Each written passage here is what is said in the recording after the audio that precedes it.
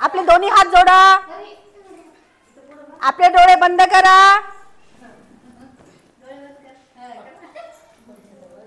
हे पुरुषोत्तम, मी मनापासून निष्ठा ठेवते तथागतावर, ज्यांचा प्रकाश आहे व्याप्त अनिर्बंध दश दिशात, आणि माझी निग्रही मनीषा तुझ्या भूमीत जन्म घेण्याची मन चक्षुंना घडते तुझ्या भूमीचे दर्शन. तेव्हा त्रैलोक्यातील सर्व भूमीत तिची श्रेष्ठता जाणते. आकाशा समान सर्व समावेशक ती तुझी भूमी आहे. ती अनंत आणि असीम सणमार्गानुसारी तुझी करुणा आणि मैत्री सर्व भौतिक विश्वात श्रेष्ठ आहे. जन्मजन्मांतरीच्या पुण्य संचयाचा जणू परिपाक आणि तुझा ज्ञानप्रकाश सर्वव्यापी पसरतो. जणू चंद्र सूर्याचे रूप दर्पण असते. माझी अशी प्रार्थना तिथे जन्म घेतलेले प्राणी मात्र तुझ्या सम करोत सत्यघोष सदोदित. हे बुद्धा, हे बुद्धा, हे बुद्धा. मी लिहितो आहे इथे लेख हा आणि गातो गीतेही. तुझे व्हावे साक्षात दर्शन, हीच करते प्रार्थना. अखिल प्राणी मात्रा सहित ह्या धन्य भूमीत हो मला जन्म प्राप्त. हो मला जन्म प्राप्त. हो मला जन्म प्राप्त. साधू साधू.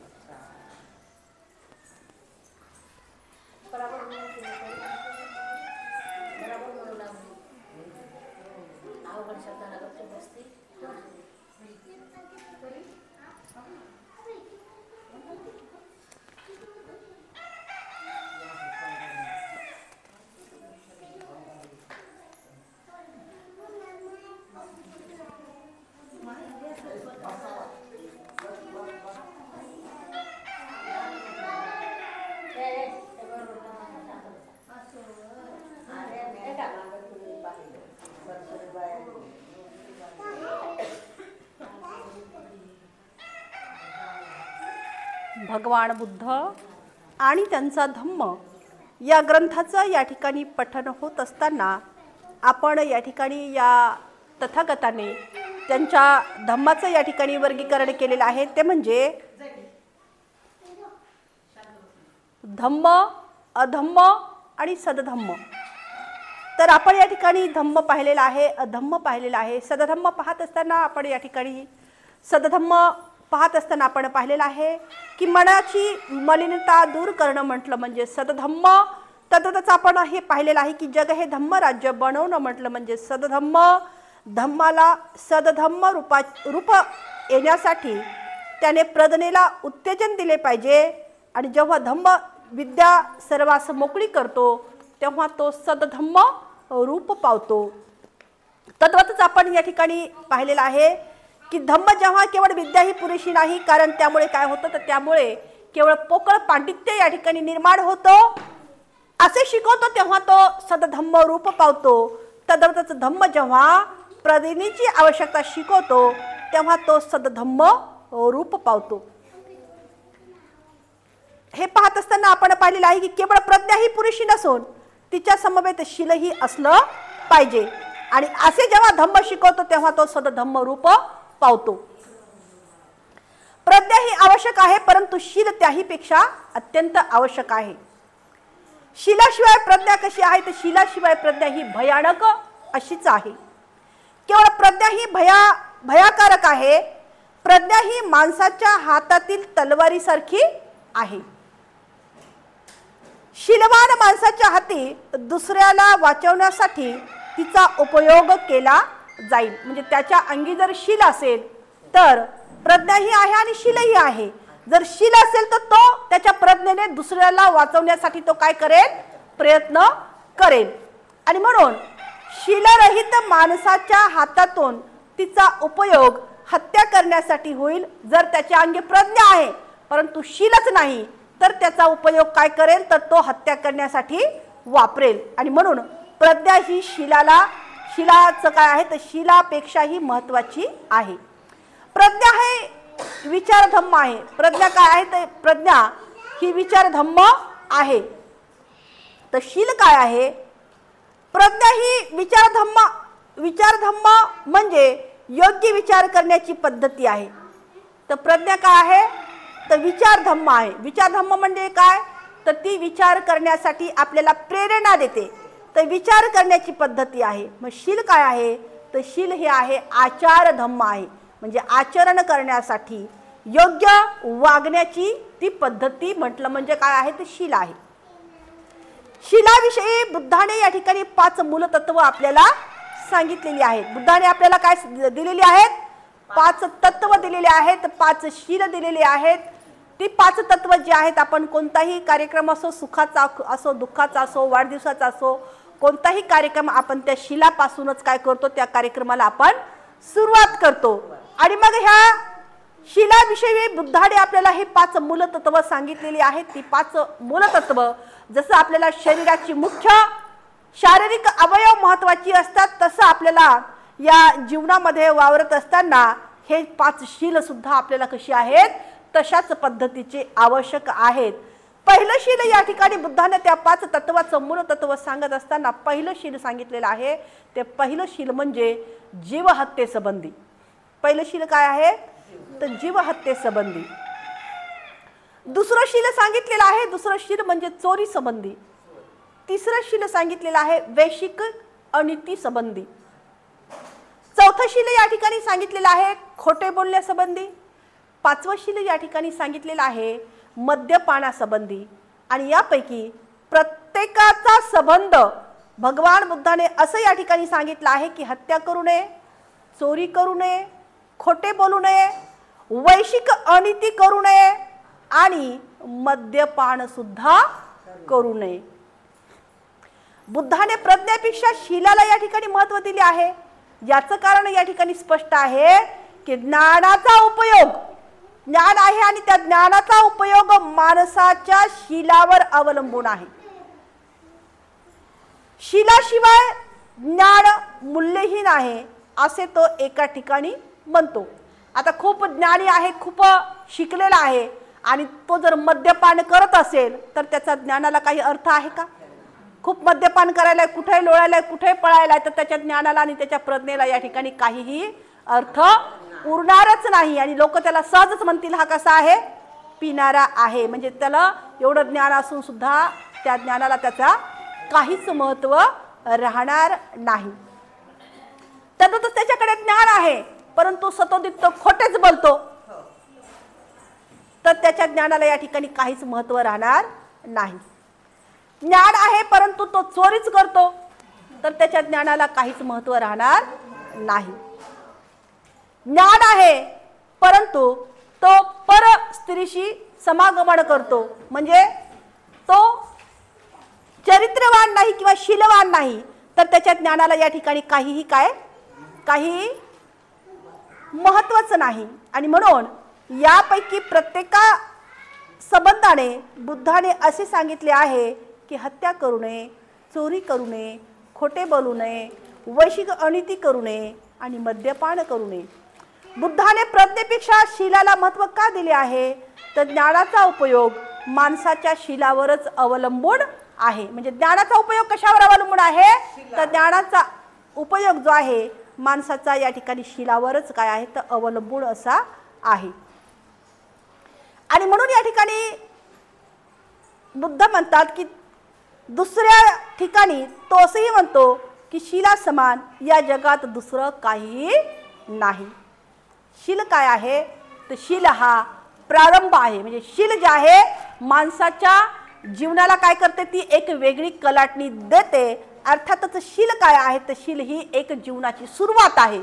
चांगल्या जीवनाची काय आहे? ती सुरुवात आहे, प्रारंभ आहे. आणि शील हेच जे आहे आपल्या जीवनाला कलाटणी देण्यासाठी ते एक शेवट सुद्धा आहे. सर्व कल्याणाचे ते काय आहे? ते सर्व कल्याणकारी जीवन जगण्याचं एक ते उगमस्थान आहे. तद्वतच सर्व चांगल्या अवस्थेतील सर्वोत्तम अशा अवस्था उत्पन्न करण्यासाठी ते एक उगमस्थान आहे. म्हणून आपले शील कसं पाहिजे? तर आपलं शील हे शुद्ध आणि शुद्ध पवित्र असं पाहिजे. धम्म जेव्हा प्रज्ञा आणि शील याच्याशिवाय सुद्धा या ठिकाणी करुणेची आवश्यकता आहे आणि तो करुणेची आवश्यकता प्रतिपादतो तेव्हाच तो या ठिकाणी सदधम्म रूप पावतो. बुद्ध धम्माचे अधिष्ठान नेमकं काय आहे? तर धम्माचं या ठिकाणी अधिष्ठान या संबंधी काही अंशी मतभिन्नता आपल्याला दिसून येते. प्रज्ञा हीच केवळ त्याच्या धम्माचे अधिष्ठान आहे, करुणा हीच त्याच्या धम्माचे अधिष्ठान आहे. या वादामुळे बुद्ध अनुयायांना दोन शाखा या ठिकाणी उत्पन्न झालेल्या आहेत. एक शाखा म्हटली म्हणजे प्रज्ञा हीच बुद्ध धम्माचे अधिष्ठान आहे, तर दुसरी शाखा या ठिकाणी शिकवते करुणा हीच बुद्ध धम्माचे काय आहे तर अधिष्ठान आहे. करुणा म्हटलं म्हणजे काय? प्रेम, माया, जिव्हाळा, आपुलकी. या दोन्ही शाखा अद्यापही एकमेकापासून विभक्त अशा आहेत.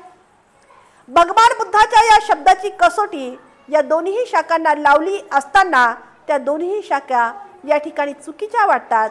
प्रज्ञा ही बुद्ध धम्माचा एक आधारस्तंभ आहे, याबद्दल मतभेद या ठिकाणी नाहीत. वाद आहे तो हा की करुणा सुद्धा बुद्धाच्या धम्माची आधारस्तंभ आहे काय? करुणा ही त्याच्या धम्माची आधारस्तंभ आहे हे संशयातीत आहे का? याचे समर्थन बुद्ध वचनानेच करता येईल. पूर्वी जे आहे गांधार नावाच्या देशात एक भयानक रोगाने पछाडलेला एक वृद्ध असा भिक्खू होता. म्हणजे करुणा या ठिकाणी सांगितलेली आहे. करुणा सांगत असताना तथागताची करुणा कशी अपार आहे, तर तथागतांची करुणा या ठिकाणी सांगितलेली आहे. करुणा ही कशी अपार आहे तर गांधार देशामध्ये एक वृद्ध असा रोगाने पछडलेला, भयानक रोगाने पछडलेला एक असा वृद्ध भिक्खू होता. तो ज्या ज्या ठिकाणी उठत आणि बसत असत ती जागा मात्र कशी व्हायची? मलिन आणि अस्वच्छ असा व्हायची. मलिन आणि अस्वच्छ अशी होई. तो गांधार देशातील एक विहारात तो भिक्खू राहत होता. कोणीही त्याच्या जवळ जाण्यासाठी तयार नाही किंवा त्याला संकटात सहाय्य करण्यासाठी कुणीही तयार नाही. एकदा बुद्ध या ठिकाणी आपल्या अनुयायासट तिथे गेलेले आहेत आणि आवश्यक अशी काही भांडी त्या ठिकाणी घेऊन, गरम पाणी घेऊन तो म्हातारा भिक्खू जेथे पडलेला होता त्या ठिकाणी सर्व भिक्खू संघासह तथागत त्या ठिकाणी गेलेले आहेत. त्या जागेला एवढी दुर्गंधी सुटली होती की त्या सर्व भिक्खूंना त्या माणसासंबंधी घृणा वाटू लागली. परंतु तथागताने शुक्रदेवाला गरम पाणी जे आहे ओतण्यासाठी सांगून आपल्या स्वतःच्या हाताने जिथे दुर्गंधी सुटलेली आहे, जिथे भिक्खू त्या ठिकाणी सेवा करण्यासाठी आलेली नाहीत, अशा दुर्गंधी सुटलेल्या या म्हाताऱ्या भिक्खूची सेवा स्वतःच्या हाताने गरम पाणी ओतून स्वतःच्या हाताने त्या भिक्खूचे शरीर धुण्यास आणि त्याच्या रोग्यावर उपचार करण्यास तथागतांनी या ठिकाणी सुरुवात केली, अर्थातच प्रारंभ केला. असं म्हणतात की जेव्हा या ठिकाणी तथागतांना त्या रोग्याची म्हणजे त्या वृद्ध अशा भिक्खूची सेवा करत असताना धरणी या ठिकाणी कंप पावलेला आहे आणि ते स्थान एका दिव्य प्रकाशाने इतके भरून गेले की त्या ठिकाणी म्हणजे प्रकाशमान झालेला आहे. जशी एखादी बिजली जी आहे कडाडते आणि तिथली जागा जी प्रकाशमान होते, तशा पद्धतीने हे जी गांधार नगरी या ठिकाणी प्रकाशमान झालेली आहे. आणि प्रकाशमान झाल्यानंतर तिथला जो राजा आहे, त्याचा प्रधान आहे, देव आणि नागलोक तेथे सगळे काही या ठिकाणी धावत पळत आलेली आहेत आणि भगवान बुद्धाची सर्वजण त्या ठिकाणी पूजा करू लागले. तथागताला उद्देशून त्या ठिकाणी त्यांनी विचारले, इतक्या थोर उदात्त महापुरुषाने असले घाणेरडे काम का करावे? बाकीचे लोक त्यांना विचारू लागले, हे तथागत, तुम्ही ज्ञानी आहात, सम्यक संबुद्ध आहात आणि इतके थोर, इतके महान आणि इतके असे उदात्त महापुरुष आहात आणि हे असे घाणेरडे काम आपण का करावे असा प्रश्न विचारला असताना यावर बुद्धाने आपल्या कृतीचे असे स्पष्टीकरण दिले की या जगामध्ये जे पतित आहेत, जे गरीब आहेत, जे असहाय्य आहेत, जे अनाथ आहेत, त्याचा तथागत काय आहे तर त्याचा तथागत मित्र आहेत. शारीरिक व्याधीने पछाडलेले आहेत, मग ते श्रमण असोत अथवा इतर कोणीही असोत, त्याची सेवा करण्यासाठी जे दरिद्री, अरक्षित आणि वृद्ध आहेत त्यांना सहाय्य करण्यासाठी आणि इतरांना आपल्यासारखेच करायला प्रेरणा देण्यासाठी तथागताचा या ठिकाणी जन्म झाला आहे. म्हणजे अशी अपार करुणा या ठिकाणी तथागतांनी त्या वृद्ध अशा भिक्खूची सेवा करून एक उदाहरण दिलेलं आहे की अशी जी सेवा आहे, ही करुणा आपण या ठिकाणी, ही माया, ही प्रेम, ही करुणा आपल्यामध्ये असली पाहिजे. जेव्हा धम्म जो आहे करुणेपेक्षाही मैत्रीचे महत्त्व अधिक प्रतिपादितो, तेव्हा तो सदधम्म रूप पावतो. म्हणजे करुणा जी आहे, करुणापेक्षाही आपल्याला त्या करुणेशी मैत्रीची जोड असणं आवश्यक आहे. बुद्ध केवळ या ठिकाणी करुणा शिकवलेली आहे का? नाही, तर करुणाशिवाय प्राणी मात्रा संबंधित दया भगवान बुद्धाने याही पलीकडे जाऊन आम्हाला मैत्री शिकवलेली आहे. याही पलीकडे जाऊन मैत्री शिकवलेली आहे. म्हणजे मैत्री जी आहे, मैत्री म्हणजे काय आहे तर अखिल जीवजाती संबंधीचं असलेलं प्रेम आहे. अखिल जीवजंतू जी आपल्याला सूक्ष्म अशा डोळ्यांनी सुद्धा दिसत नाहीत, त्या जीवजंतूवर सुद्धा आपलं अमाप असं मैत्री असली पाहिजे, अमाप असं प्रेम असलं पाहिजे. केवळ करुणेपर्यंतच जाऊन न थांबता पुढेही जाऊन अखिल जीवजातीवर अपार असं प्रेम, अपार अशी करुणा, अपार अशी माया केवळ केली पाहिजे, अशी बुद्धाची या ठिकाणी शिकवण आहे. एका श्रावस्ती नगरी येथे राहत असताना एका सूत्रात बुद्धाने या ठिकाणी असं सांगितलेलं आहे, असं स्पष्ट केलेलं आहे की मैत्री संबंधी बोलताना भगवान बुद्ध भिक्खूंना म्हणतात, समजा मनुष्य, एक उदाहरण दिलेलं आहे, ते वेगवेगळे उदाहरण दिलेले आहेत मैत्री संबंधीचे. मनुष्य एखादी विहीर खोदत आहे. आता विहीर कशावर खोदतो मनुष्य? विहीर खोदायची आहे, कशावर विहीर खोदणार? जमिनीवर विहीर खोदणार ना. आकाशावर किंवा इकडे तिकडे घरावर तर विहीर खोदतच नाही. जमिनीवर विहीर खोदणार आणि जमिनीवर विहीर खोदायची म्हणजे त्या जमिनीला खूप असे दणके द्यावे लागतील. वेगवेगळे आजकाल मशिनरी निघलेल्या आहेत. पहिले तर ते कुदळ आणि फावड्यानेच त्या ठिकाणी सबल जे आहेत त्यांनी या ठिकाणी काय करायचे तर विहीर खोदल्या जायची. म्हणजे तेवढे ते दणके त्या जमिनीवर द्यावे लागतील ना. आता ती विहीर खोदत असताना समजा एखादा मनुष्य विहीर खणतो आणि भूमी मग त्यावर रागवते का? रागवते का? नाही रागवत भगवंत, असे भिक्खूंनी उत्तर दिलं. समजा एखादा मनुष्य लाख आणि रंग घेऊन हवेत चित्रे रंगू लागला तर ते चित्र रंगू शकेल असे तुम्हाला वाटतं का? नाही, कारण किती रंग जरी तो घेऊन उभा राहिला तरी त्या आकाशामध्ये तो रंग जो आहे रंगू शकणार नाही. का नाही? भिक्खू म्हणाले, कारण हवेत असे काळे फलकच नाही ज्यावर तो रंग भरता येईल. त्याचप्रमाणे तुमच्या मनात सुद्धा काळे क्लेश जशा हवेमध्ये किंवा वरती असा रंग भरता येत नाही, तशाच पद्धतीने हे भिक्खूंनो ते काळे फलक जे आहे तुमच्या मनातही काळे क्लिमिश जे आहेत असता कामा नये. कारण क्लिमिशे ही दुविचाराचीच काय आहेत? तर प्रतिबिंबे आहेत. समजा एखादा मनुष्य हातात पेटती मशाल घेतलेली आहे आणि हातात पेटती मशाल घेऊन तो समुद्राला आग लावायला चाललेला आहे. हातामध्ये पेटती मशाल घेतली आणि हातामध्ये पेटती मशाल घेऊन तो समुद्राला आग लावायला चाललेला आहे. त्या समुद्राला आग लागेल का?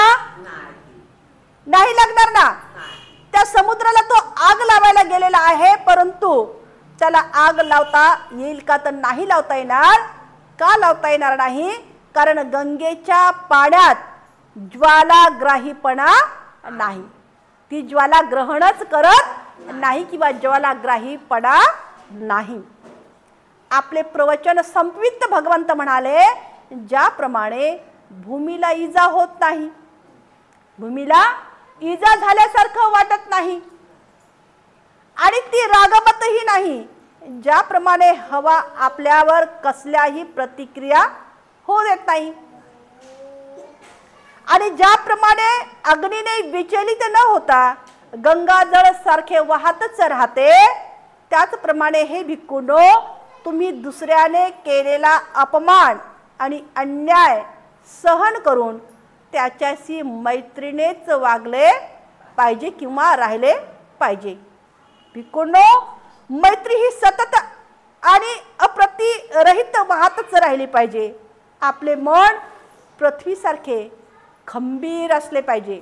म्हणजे या पृथ्वी तलावर ही पृथ्वी कितीतरी जणांचा भार सहन करते, म्हणजे किती पृथ्वी खंबीर आहे. आणि या पृथ्वीची उपमा या ठिकाणी तथागताने आपल्या मनाला दिलेली आहे. मन कसं पाहिजे? या पृथ्वीसारखं खंबीर पाहिजे. तर हे भिक्खूंनो मैत्री ही सतत आणि अप्रतिहत वाहत राहिली पाहिजे. आपले मन पृथ्वीसारखे खंबीर, हवेसारखे विमल आणि गंगेसारखे गंभीर ठेवणे हे तुमचे पवित्र असे कर्तव्य आहे. असे जर तुम्ही कराल तर किती दुस्साह्य गोष्टी घडली तरी तुम्ही मात्र सहसा विचलित होणार नाही. म्हणजे कितीही दुस्साह्य घटना घडली, कितीही दुःख देणारी वेदना घडली तरी मात्र तुम्ही त्याच्याने विचलित होणार नाही किंवा त्याचा परिणाम तुमच्यावर काहीही होणार नाही. कारण जे कोणी उपद्रव देतात ते शेवटी त्याच ठिकाणी दमून जातात. उपद्रव देणारे त्याच ठिकाणी ते काय करतात? दमून जातात. तुमच्या मैत्रीचा परिसर विश्वासारखा अमर्याद असावा. मैत्री सांगितलेली आहे. मैत्री कशी सांगितलेली आहे? तर विश्वासारखी अमर्याद अशी असली पाहिजे. जसं हे विश्व कसं आहे? हे विश्व अमर्याद असं आहे. तुमचे विचार भव्य आणि अपार असावेत आणि त्यात द्वेषाचा लवलेशही नसावा. म्हणजे द्वेष असा एकही त्याचा कणरहित नसावा, लवलेशही नसावा. माझ्या धम्मानुसार केवळ करुणेने वागणे हेही पुरेसे नाही, त्यात मैत्रिणीने वागणे म्हणजे मैत्री सुद्धा असणे आवश्यक आहे. या प्रवचनात भगवंतांनी भिक्खूंना एक कथा सांगितली, ती संस्मरणीय आहे. पूर्वी म्हणजे एक आठवणीची आहे. या भिक्खूंना या ठिकाणी तथागताने एक कथा सांगितली, एक गोष्ट सांगितली आणि ती कशी आहे तर अविस्मरणीय आहे, म्हणजे आठवणीत राहण्यासारखी आहे. मग पूर्वी एकदा काय झालेलं आहे, श्रावस्ती नगरीमध्ये एक विदेशिका नावाची एक कुलीन अशी स्त्री राहत होती. तिच्यामध्ये खूप अशी सभ्यता होती, खूप अशी लीनता होती आणि खूप अशी सौम्यता होती आणि या गुणाबद्दल ती काय होती तर प्रसिद्ध होती. तिची एक मोलकरीण होती आणि त्या मोलकरणीचं नाव होतं काली. तिची एक मोलकरीण होती आणि त्या मोलकरणीचं नाव काय होतं काली होतं. आणि मग ती काली एवढी चलाक होती की सकाळी लवकर उठायची आणि आपला काम उरकून ती त्या ठिकाणी अशी मुलगी होती की कालीने स्वतःशी या ठिकाणी विचार केला की माझ्या मालकिनीची ख्याती आहे की तिच्यामध्ये क्रोध राग नाही किंवा ती या ठिकाणी दाखवत नसावी किंवा कदाचित मी आपले काम चोख पद्धतीने बजावत असेल आणि म्हणून तिचा क्रोध ती अप्रकट म्हणजे दाखवतच नसावी. मी तिला या ठिकाणी एक कसोटी लावून पाहते असं कोण म्हणली काली म्हटलेली आहे. आणि म्हणून ती दुसऱ्या दिवशी काय झालं दुसऱ्या दिवशी ती उशिरा उठली. दुसऱ्या दिवशी उशिरा उठली आणि मग तिची आता मालकीन म्हणत आहे का ग काली आज तू उशिरा उठली. त्यावर ती म्हटली काय झालं बाईसाहेब काय झालं बाईसाहेब. आणि मग त्या ठिकाणी ती मोलकरीण म्हणाली त्यात काय बाईसाहेब. रागावून आणि चिडून ती मालकीन म्हणाली त्यात काहीच नाही काय लबाड कुठली. मोलकरीणीचे तिने आता त्या काळीनं विचार ऐकले आणि राग हा विकार तिच्या ठिकाणी आहे तर मात्र ती हा दाखवत नाही. एवढंच का दाखवत नाही तर मी माझं काम चोख पद्धतीने बजावत आहे आणि म्हणून कदाचित ती दाखवत नसावी असं म्हटलेलं आहे. आता पुन्हा आणखी तिला वाटलं दुसऱ्या दिवशी आणखी पाहू आणखी काय करते तर पुन्हा त्याही पेक्षा ती दुसऱ्या दिवशी आणखीनच उशिरा उठली आणि पुन्हा ती त्या ठिकाणी मालकीन म्हटलेली आहे मोलकरणीने आपण राग आणि चीड शब्दात व्यक्त करीत मालकीन म्हणाली. ती पुन्हा त्या ठिकाणी दुसऱ्याही दिवशी उशिरा उठली आणि दुसऱ्या दिवशी त्या मालकिनीने तिला आवाज दिला आणि तिनं म्हटलेलं आहे काली तू उशिरा का उठलीस. मोलकरणीने उत्तर दिलं त्यात काय आहे. आपला राग आणि चीड शब्दात व्यक्त करून ती मालकीन म्हणाली असं त्यात काहीच नाही काय लबाड कुठली. असं तर या मालकिनीचे विचार केला राग हा विचार तिच्या ठिकाणी आहे तर पण माझे काम मी नीट करते म्हणून ती दाखवत नसावी. आता तिसरा दिवस उजाडला आणि त्याही पेक्षा ती आता आणखीनच उशिरा उठली आणि म्हणून दुसऱ्या दिवशी त्या ठिकाणी उशिरा उठून तिला तिने मालकिनीने हाक मारली आणि विचारलं इतका उशिरा का उठलीस. त्यावर मालकिनीने उत्तर दिलं त्यात काय आहे. असं तर इतक्या उशिरा उठणे म्हणजे काहीच नाही का लबाड मुली. असे उद्गार काढून मालकिनीने चिडून रागाने एक अडसर उचलला आणि रक्त येत इतक्या जोराने तिला तिच्या डोक्यामध्ये घातला. आता ती शोक पडून रक्त बंबाळ झाली. आपले डोके धरून ती काली आरडाओरडा करू लागली. शेजारी जागे केले आणि ओरडत सुटली पहा पहा बाई माझी मालकीन किती लीन आहे सौम्य आहे.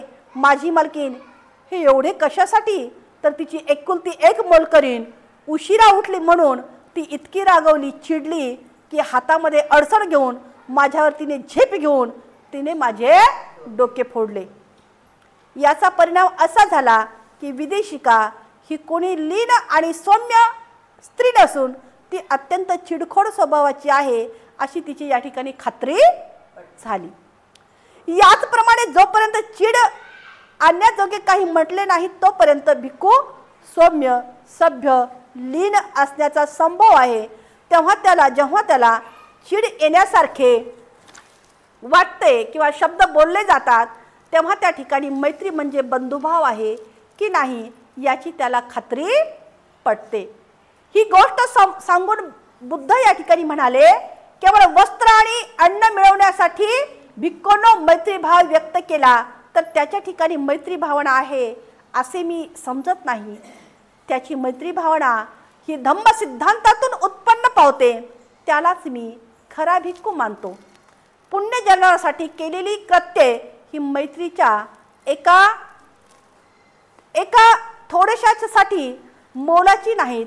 मैत्री म्हणजे चित्ताची स्वच्छता, मनाची निर्मलता, मनाची पावित्र्यता, ती आपल्यामध्ये सर्व आणि सर्व पुण्यकृत्यांना समाविष्टच करून घेते.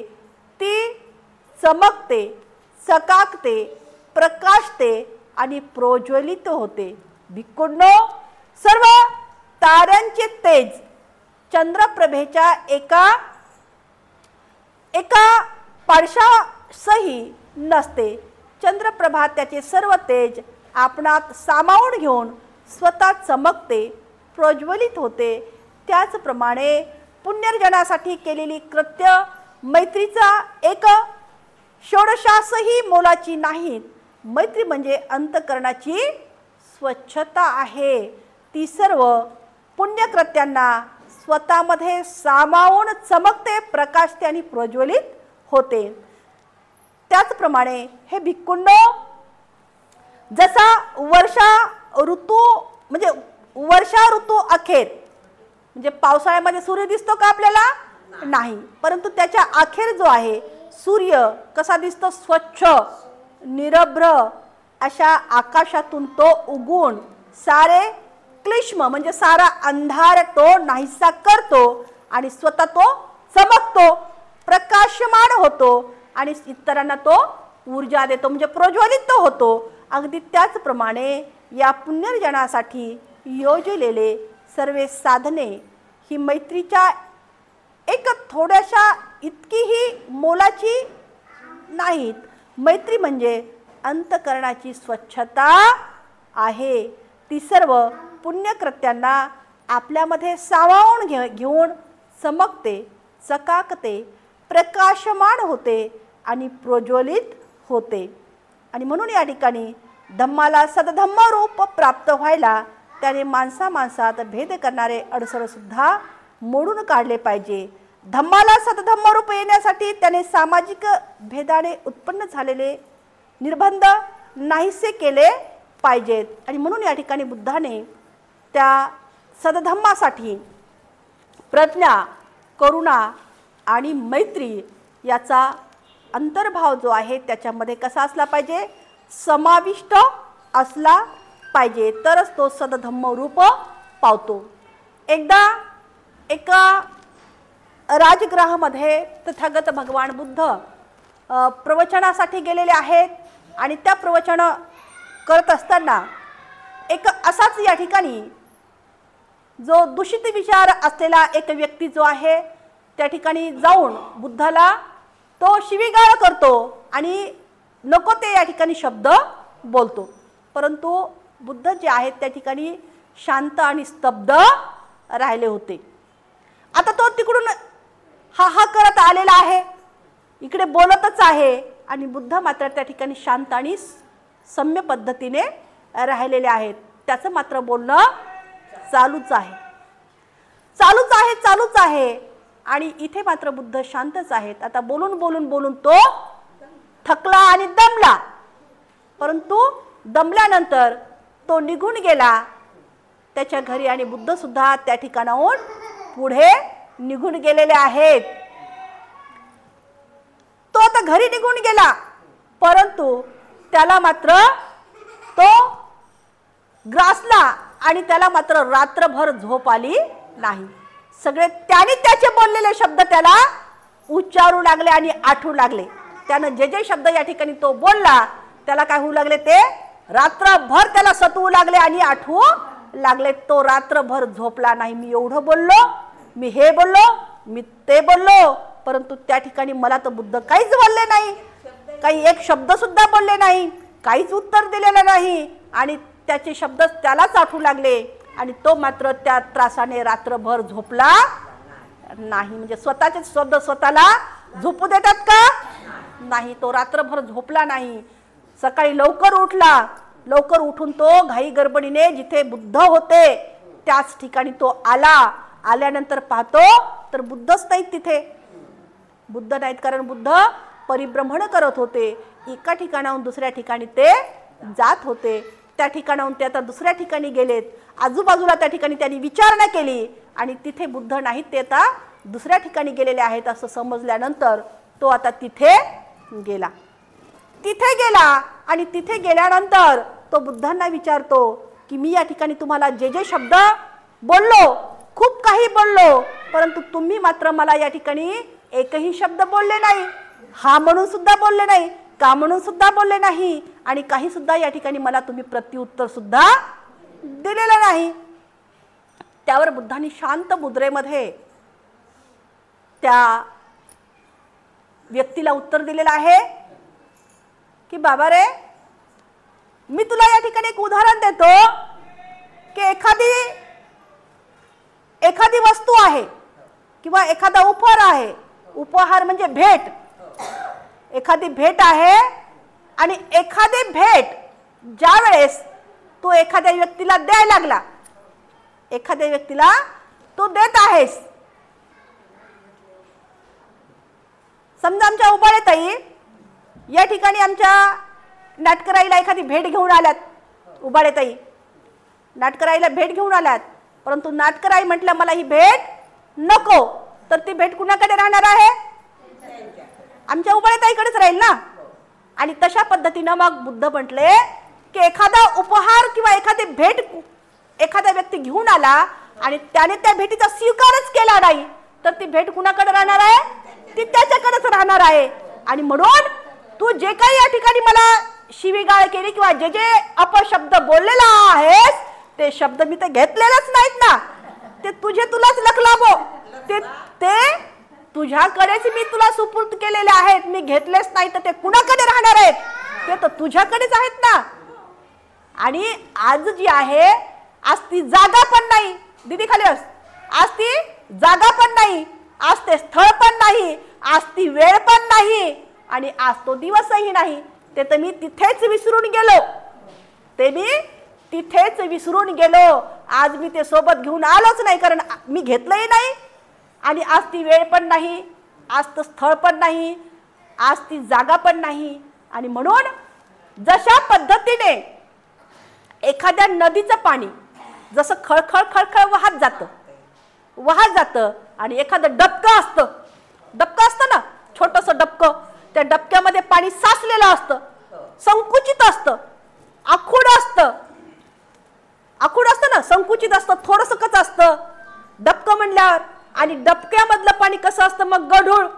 डबकं म्हणल्यावर पाणी कसं असतं? गढूळ असतं, घाण असतं. आणि त्या आणखीनच त्या डबक्यातलं पाणी आणखीन काही दिवसानं पाहिलं तर त्याच्यामध्ये अशा आळ्या होतात, सुरम्या होतात. आणखी काही दिवसानं पाहिलं तर काही त्याच्यामध्ये झालेलं दिसतं. आणि म्हणून त्या डबक्यावाणी या ठिकाणी विचार आपले ठेवायचे नाहीत, तर त्या गंगेच्या पाण्यावाणी स्वच्छ आणि खळखळ खळखळ वाहणारे पाणी ठेवायचं. जसं मी माझे विचार या ठिकाणी मी तिथून घेऊनच आलेलो नाही, तर ह्या प्रवाहाच्या, त्या नदीचा प्रवाह जसा वाहतो, एखाद्या उंचावून नदीचा प्रवाह खळखळ वाहत जातो आणि स्वच्छ, सुंदर आणि चकाकी त्या पाण्यामध्ये आपल्याला दिसून येते. अंतर्बाह्य ते पाणी आपल्याला कसं दिसतं मंगलताई? स्वच्छ दिसतं, छान दिसतं. आपली प्रतिमा त्यामध्ये पाण्यामध्ये, स्वच्छ पाण्यामध्ये दिसते. आणि म्हणून त्या पद्धतीने आपले विचार कसे पाहिजे मग? त्या अशा, जसं आपण गंगेचं पाणी पवित्र म्हणतो ना, पवित्र कशामुळे म्हणतो? तर आपले विचार सुद्धा तसेच पाहिजे त्या गंगेच्या पाण्यावाणी. म्हणजे ती पवित्रता आपण आपल्या या आचरणामध्ये आणली पाहिजे. आणि म्हणून बुद्ध त्या ठिकाणी म्हणतात की मी ते वेळही विसरलो, ते टाईमही विसरलो आणि सगळं काही त्या ठिकाणी तिथंच ठेवून गेलो. आता मात्र माझं जे चित्त आहे आता गंगेच्या पाण्यावाणी स्वच्छ असं झऱ्यावाणी खळा खळा खळा वाहत आहे.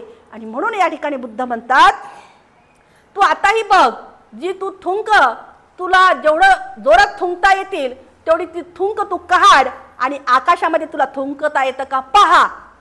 आणि तो मग व्यक्ती थुंकतो, परंतु ती थुंक आहे त्याच्या अंगावरच पडते. आणि म्हणून या ठिकाणी त्याचं सुद्धा या ठिकाणी बुद्ध स्पष्टीकरण देतात. तर इतरांवर ज्यावेळेस आपण उपद्रव करतो तर सगळ्या काही गोष्टी त्या आपल्यालाच या ठिकाणी काय करतात? खड्ड्यामध्ये पाडतात. आणि म्हणून आपण या ठिकाणी तथागतांनी आपल्याला काय सांगितलेलं आहे, तर तथागतांनी आम्हाला हेच सांगितलेलं आहे, मैत्री ही कशी असावी, तर मैत्री ही अशी अपार असावी. मैत्री ही कशी असावी, तर करुणा कशी असावी, करुण्यामध्ये अपार अशी प्रेम असावं, माया असावी, प्रेम असावं, वात्सल्य असावं आणि त्यामध्ये अशी मैत्री ही भरभराटून असावी. मैत्री म्हणजे या ठिकाणी आम्हाला अशी अपेक्षित तथागताने सांगितलेली नाही. मैत्री म्हणजे काय आहे, तर मैत्री म्हणजे एक दुसऱ्यावर प्रेमाचा वर्षाव करणं. मैत्री म्हणजे काय आहे, तर मला जी या ठिकाणी सुख समृद्धी मिळालेली आहे ती इतरांना सुद्धा मिळो. मैत्री म्हणजे काय आहे, तर कुणालाही सगळ्यांचं आरोग्य या ठिकाणी कसं असावं, तर आनंददायी असावं, प्रफुल्लित असावं. ही मैत्री, हे विचार सगळ्यांच्या चित्तामध्ये हे मैत्रीचे विचार पाहिजे. केवळ स्वतःपुरतेच असून चालत नाही, स्वतःपुरते तर असावेच, आपल्या परिवारासाठी असावे, आपल्या आजूबाजूचे जे काही परिसर आहे त्याच्यासाठी असावे, परिसराच्या बाहेर सुद्धा असावेत. परिसराच्या पुढे जर गेलं तर आपला हा जिल्हा येतो, जिल्ह्याच्या पुढे पुन्हा गाव येतात, गावाच्या पुढे पुन्हा प्रदेश येतो, प्रदेशाच्या पुढे पुन्हा या ठिकाणी पूर्ण विश्वच येतं. तर असं हे वलय कसं असावं, असं हे विश्वापर्यंत हे वलय फैललेलं असावं. अशी ही अपार मैत्री आम्हाला या ठिकाणी बुद्धाने सांगितलेली आहे. आम्ही मात्र या ठिकाणी मैत्री करतो. ती मैत्री म्हणजे कशी आहे, तर ती मैत्री म्हणजे माझ्यासारखी बोलणारी, माझ्यासारखी चालणारी, माझं जर खोटं असेल तर त्याच्यामध्ये होला हो लावणारी. आणि ती कोण आहे, तर ती माझीच मैत्रीण आहे. का मैत्रीण आहे, तर ती माझ्यासारखं बोलते ना, माझ्यासारखं वागते, माझं खोटं असलं तर ती हो बरोबर आहे असं ती म्हणते. आणि म्हणून ती कोण आहे, तर म्हणून ती माझी मैत्रीण आहे. आणि म्हणून या ठिकाणी बुद्धाला ही मैत्री या ठिकाणी अपेक्षित नाही, तर बुद्धाला या ठिकाणी मैत्री अपेक्षित आहे. ती म्हणजे करुणेने भरलेली, ती म्हणजे मायेने भरलेली, ती म्हणजे वात्सल्याने भरलेली, ती म्हणजे प्रेमाने अटोकाट भरलेली. जसं एखाद्या समुद्राचं पाणी अटोकाट या ठिकाणी काय असतं, भरलेलं असतं. समुद्रा एवढी अपार अशी ही मैत्री आपली वाहत जाणारी असावी. आणि अशी ही प्रज्ञा, अशी ही करुणा, अशी ही मैत्री या ठिकाणी सांगितलेली आहे धम्माने. आणि तोच तर काय आहे, तर तोच तो हा सदधम्म रूप आहे. आणि तेव्हा आम्हाला या ठिकाणी हा सदधम्म रूप पावन होईल. आज आणि आपण या ठिकाणी इथेच थांबणार आहोत. साधू साधू साधू.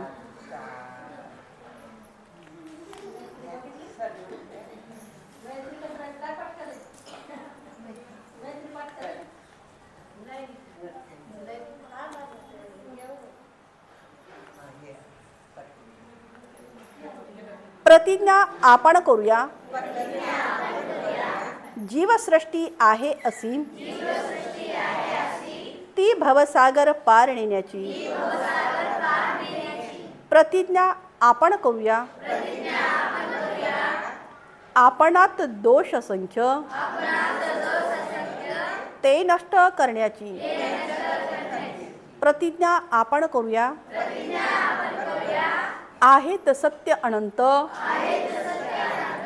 ती पूर्ण आकलण्याची. प्रतिज्ञा आपण करूया, भगवान बुद्धांचा अतुल्य मार्ग, तो संपूर्ण साध्य करण्याची. प्रतिज्ञा आपण करूया, डॉक्टर बाबासाहेब आंबेडकर यांचा रथ पुढे पुढे नेण्याची. साधू साधू.